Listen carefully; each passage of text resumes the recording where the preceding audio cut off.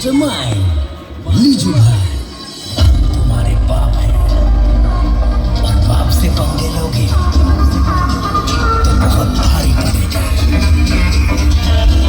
master of power box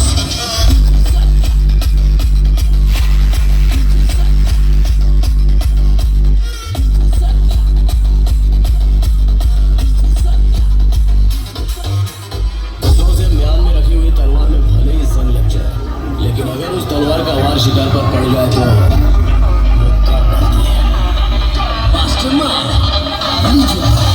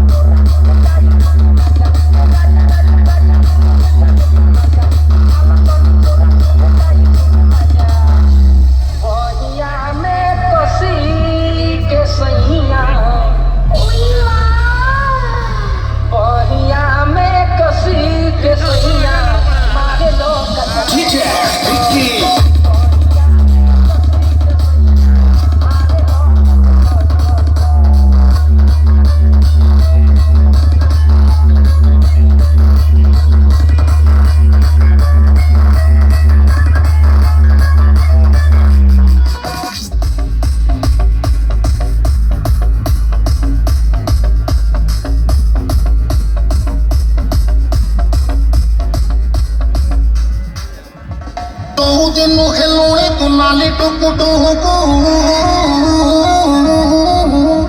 जो तेनू खिलौने तू नाले टुकु टुकु मोर तो राती सारा बार लागी टी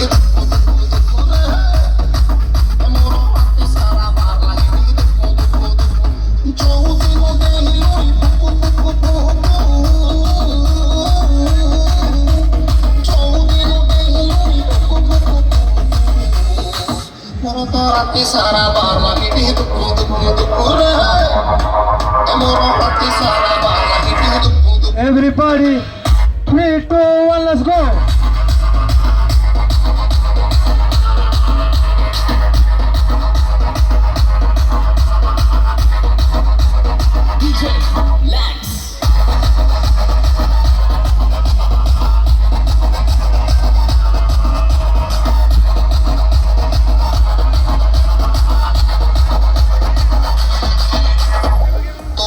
ভাবিব নিত হজিলানি এমিতি বুঝিবু ডালা বাজিলানি ছাতি তলে রেল চালে ছুকু ছুকু ছুকু মোর তো রাতি সারা পার লাগি টি